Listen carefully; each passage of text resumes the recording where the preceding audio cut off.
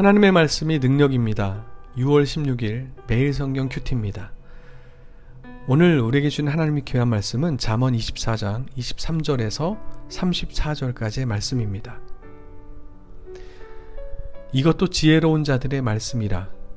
재판할 때에 낯을 보아주는 것이 옳지 못하니라. 악인에게 네가 옳다 하는 자는 백성에게 저주를 받을 것이요 국민에게 미움을 받으려니와 오직 그를 견책하는 자는 기쁨을 얻을 것이요 또 좋은 복을 받으리라. 적당한 말로 대답함은 입맞춤과 같으니라. 내 일을 밖에서 다스리며 너를 위하여 밭에서 준비하고 그 후에 내 집을 세울지니라. 너는 까닭 없이 내 이웃을 쳐서 증인이 되지 말며 내 입술로 속이지 말지니라. 너는 그가 내게 행함같이 나도 그에게 행하여 그가 행한 대로 그 사람에게 갚겠다 말하지 말지니라. 내가 게으른 자의 밭과 지혜 없는 자의 포도원을 지나며 본즉 가시덤불이 그 전부에 퍼졌으며 그 지면이 거친 풀로 덮였고 돌담이 무너져 있기로 내가 보고 생각이 깊었고 내가 보고 훈계를 받았노라. 네가 좀 더 자자 좀 더 졸자 손을 모으고 좀 더 누워있자 하니 내 빈궁이 강도같이 오며 내 곤핍이 군사같이 이르리라. 23절부터 이어지는 잠언의 내용은 그리고 계속 이어지는 그 말씀도 경험이 많은 자가 가르쳐주는 말씀이다 라고 해서 시작합니다. 겪어보니까 하는 말이다 라는 거죠. 그러면서 제일 먼저 등장하는 가르침이 재판에 낯을 보아주는 것이 옳지 못하니라 라고 말씀합니다. 낯을 보아준다 라는 말은 관심을 가지다, 관찰하다 라는 의미를 갖고 있습니다. 근데 이것은 좋은 의미가 아니라 호감이나 선의를 가지고 대한다는 뜻인데 공정하게 재판하는 것이 아니라 이해관계에 의해서 분명히 옳고 그른 것에 대해서 알면서도 불공평하게 편파적으로 재판하는 것이 옳지 못하다라는 것입니다. 그러면서 24절에 그리고 25절에 계속 강조해서 말합니다. 분명히 잘못을 저질러 죄가 있는데도 죄가 없다고 또는 불법을 저지른 자를 옳다고 판결을 내린다면 그 이해관계 당사자와는 좋을지 몰라도 사회에서는 비판과 함께 책임을 물을 것이다. 그러나 공정한 재판을 하는 재판관은 사람들의 칭송을 받을 뿐만 아니라 축복이 그들에게 풍성히 임할 것이다 라고 말합니다.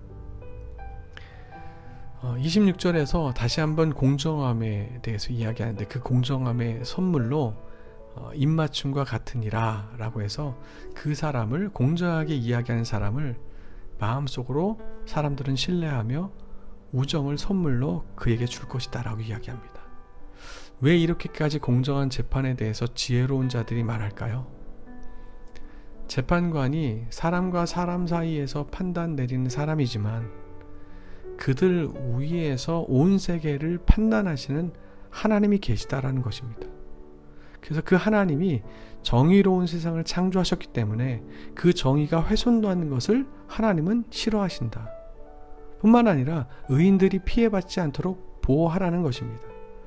이렇게 정의로운 세상을 가능하게 하기 위해서는 재판관들 또는 재판관의 역할을 해야 할 경우가 참 많이 있지 않습니까? 사람과 사람 사이에서 그 관계들은 모두 다 그 위에 창조하신 하나님을 알아야 한다는 것입니다. 하나님의 의중을 모른다면 우리는 제멋대로의 기준을 가지고 편가르기를 해서 정의가 아닌 힘으로 의로움을 억압하고 불법을 옳다라고 거짓 판단할 것이 뻔하기 때문입니다. 그래서 하나님께서는 이 땅의 모든 피조세계에 창조의 질서를 허락하시는 것입니다. 그런데 그 허락하신 그 창조의 질서를 거스르면 거스를수록 피조세계는 그리고 사람은 불편해집니다. 그 불편함이 계속되면 파괴되는 일이 생기고 파괴가 계속되면 결국 인내하시면서 기회를 주시던 하나님께서 직접 나서셔서 인간과 피조세계가 감히 할 수 없는 그 일을 시작하십니다. 자연을 살짝 건드리셔서 살짝만으로도 모든 피조세계가 벌벌 떨면서 회개하게끔 바로잡으십니다. 그래서 기준은 어디에나 있어야 합니다. 그리고 중요합니다. 그리고 그 기준은 모든 양심이 옳다고 할 수 있는 기준이어야 합니다. 조금이라도 아니라는 것을 나 스스로 안다면 멈추거나 하지 말아야 합니다. 그때가 하나님이 우리에게 주신 기회일 수 있습니다. 27절에서 29절 역시 기준과 불법, 악한 행동이 그 어떤 지지도 받을 수 없다는 것을 거듭 말해줍니다. 마지막으로 30절에서 34절에 게으름과 가난에 대해서 말씀하면서 오늘 묵상은 끝이 납니다.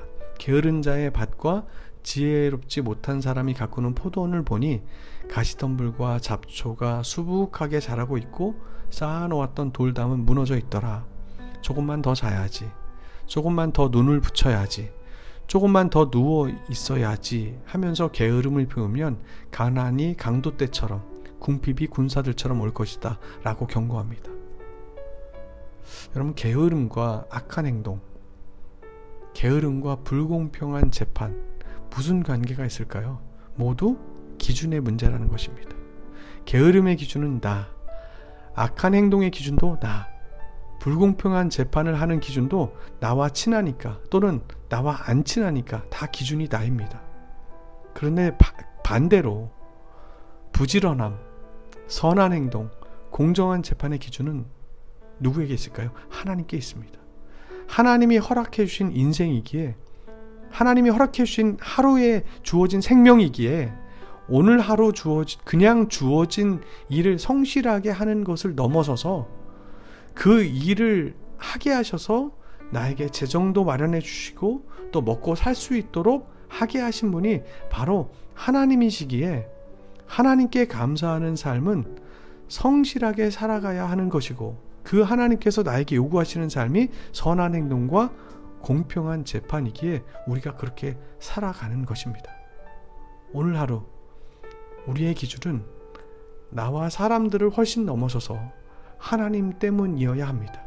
하나님이 가라사대, 그리고 하나님 때문에 내가 이것을 합니다, 이것을 하지 않습니다.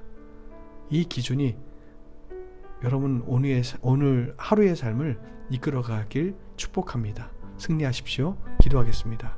하나님, 모든 기준이 나이다 보니 때로는 나의 이익을 위해서 불공평한 재판을 할 때가 많이 있습니다. 나의 이익을 위해서 악한 행동을 눈 감을 때도 많이 있습니다. 나를 기준으로 삼았기 때문에 좀 더 내가 게으른 것을 허용할 때가 참 많이 있습니다. 하나님, 오늘 하루 성실함과 신실함으로 살아가게 하여 주시옵소서. 그래서 내 주변의 모든 사람들에게 주님, 하나님의 사람이라는 것을 인정받는 하루가 되게 하여 주옵시고, 무엇보다도 하나님의 인정이 우리의 삶을 오늘 하루 또 종일 통치하는 역사 있게 하여 주옵소서. 하나님 때문에, 그리고 하나님이 가라사대 이것이 우리의 분명한 기준이 되길 소망하며 예수님의 이름으로 기도합나이다. 아멘.